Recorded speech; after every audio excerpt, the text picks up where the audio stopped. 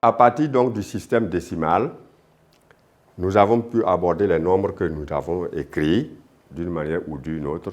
Et ces nombres que nous avons nous permettent de découvrir et de connaître le rôle que joue chaque chiffre selon la place qu'il occupe.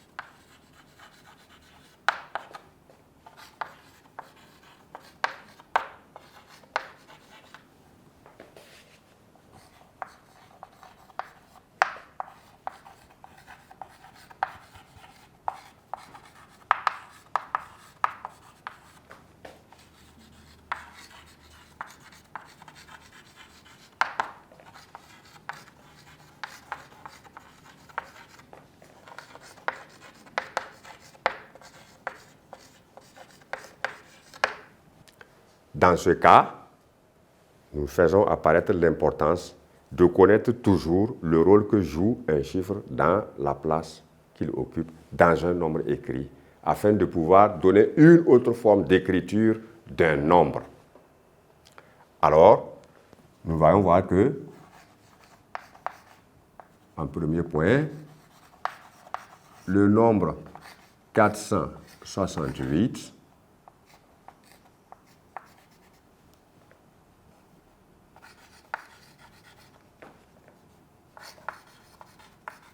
lui, il nous permet de savoir ceci.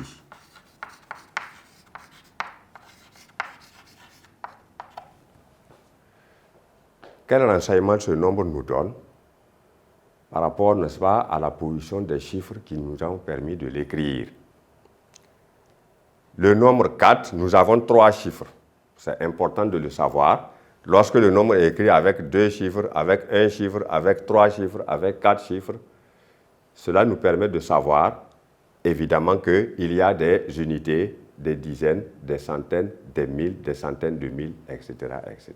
Alors, pour ce nombre précis, nous voyons ici que 4, comme le nombre comporte 3 chiffres, 4 représente le chiffre des centaines.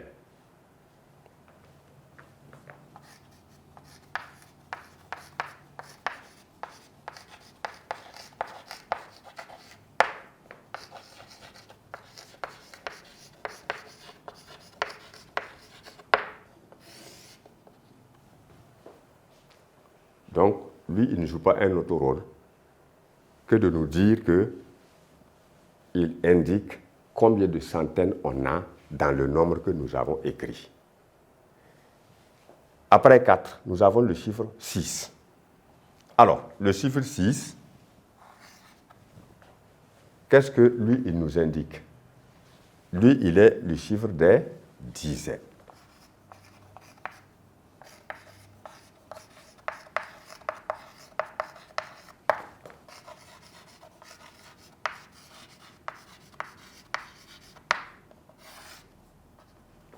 Et enfin, le chiffre 8, lui, il est le chiffre des unités.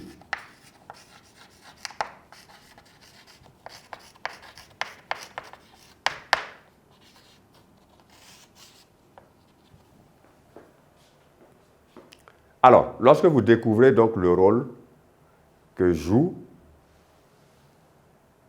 un chiffre selon la place qu'il occupe dans un nombre, cela vous permet de comprendre que ici, nous n'avons pas d'autre partie.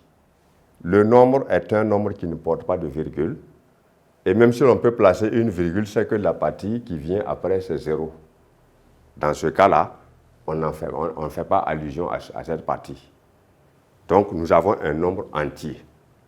Voilà donc le rôle que joue chacun des chiffres qui existent dans ce nombre. Alors que nous avons utilisé les mêmes chiffres-là pour écrire un autre nombre. Alors, si nous prenons ce nombre-là, nous avons parlé du nombre 864.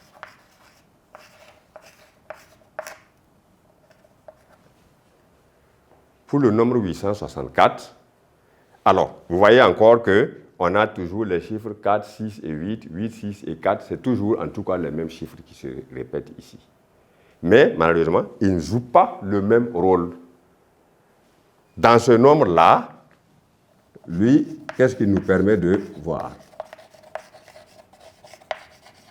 Qu'est-ce qu'il nous indique? Le chiffre 8 est le chiffre des centaines ici.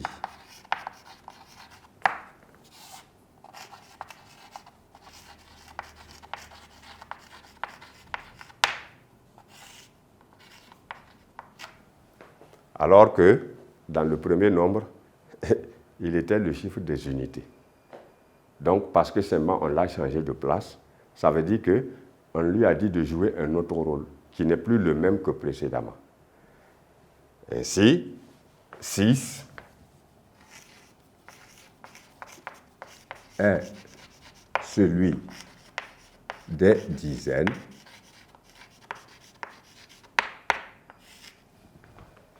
et 4 est le chiffre des unités.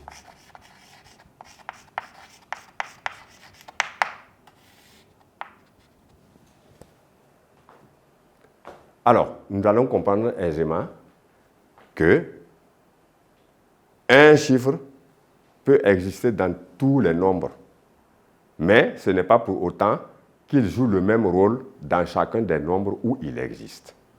C'est pourquoi il est important de connaître parfaitement le rôle de la position d'un chiffre dans un nombre qui est écrit.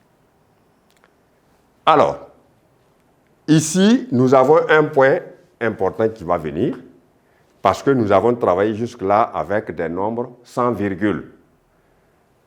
Et comme nous savons que dans le système décimal, nous avons des chiffres que nous utilisons pour écrire des nombres qui ne sont que des nombres entiers eux-mêmes.